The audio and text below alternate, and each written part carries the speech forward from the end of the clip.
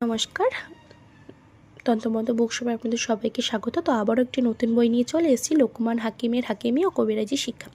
তো প্রথমে আপনাদের সূচিপত্রটা দেখিয়ে নেব যে বইতে কী কী আছে। আর আপনারা যদি এই বইটি নিতে চান আমাদের ওয়েবসাইট www.তন্ত্রমন্ত্র ভিজিট করতে পারেন বা স্ক্রিনে দেওয়া নাম্বারে যোগাযোগ করতে পারেন। তো চলুন প্রথমে আপনাদের সূচিপত্রটা দেখিয়ে নিই।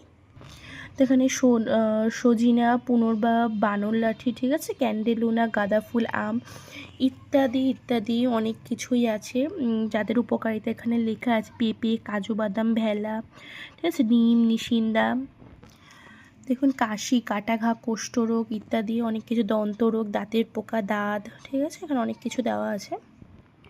প্যাঁচড়া, পোড়াঘা, পুরনো জ্বর, প্রসব বেদনা, ঠিক আছে, প্রদর, প্রমেয়, ফোড়া, ফিক বেদনা, মাসি পিসি, মুখের গা, বাত রোগ, বসন্ত রোগ, ব্রণ, বিষ ভক্ষণ,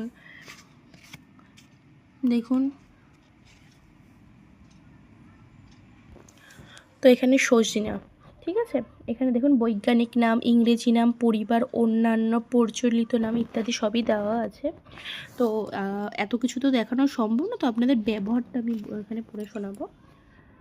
তো এখানে শরীরের কোনো স্থানে ব্যথা হলে বা ফুলে গেলে সজিনার শিকড় বেড়ে প্রলেপ দিলে ব্যথা এবং ফোলা সেরে যায়। শিকড়ের কাঠ খেলেও বিশেষ উপকার পাওয়া যায়। শিকড়ের রস কানে দিলে কান ব্যথা ভালো হয়ে যায়। শিকড়ের রস গাভীর দুধের সাথে মিশিয়ে খেলে মূল অপরাধ দূর হয়, প্রস্রাব বৃদ্ধি হয়, মূল পাথরি বের হয়ে যায় এবং শূত রোগ সেরে যায়। এটি হাঁপানি, সর্বঙ্গ, গলায় ভিতরেকার গন্ধও নির্ধারণ করে। তো তারপর হচ্ছে বেল, বৈজ্ঞানিক নাম, ইংরেজি নাম, পরিবার। তো এখানে অন্যান্য প্রচলিত নাম দেওয়া আছে। তো এটার ব্যবহারটা আপনাদের সাথে আমি শেয়ার করব। তো এখানে আছে পাকা বেলের চেয়ে কাঁচা বেল ওষুধ হিসাবে বেশি ব্যবহৃত হয়। কাঁচা বেলকে চাকা চাকা করে কেটে রোদ্রে শুকিয়ে নিয়ে মজুদ করতে হবে।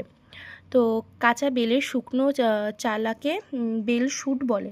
বেল শুট উদরারামময়, রক্ত আমাশয়, পরিপাকতন্ত্রের অন্যান্য অসুখে অব্যর্থ ব্যবহার হয়। অনেকের মতে পরিপাকতন্ত্রের অসুখ বেলশুট এর চেয়ে ভালো ওষুধ আর নেই। পুরাতন আমাশয় বেলশুটকে ভেজা গুঁড়ো করে সদ্য পাতা দইয়ের শোলে মিশিয়ে খেলে অত্যন্ত উপকার পাওয়া যায়। বেলশুটকে সারা রাত ভিজিয়ে রেখে ওই পানিটুকু সকালবেলা খেলে পরিপাকতন্ত্রের বিভিন্ন গোলযোগ সেরে যায়, হজম শক্তি বাড়ে এবং শরীরের জ্বালা যন্ত্রণা লাঘব হয়।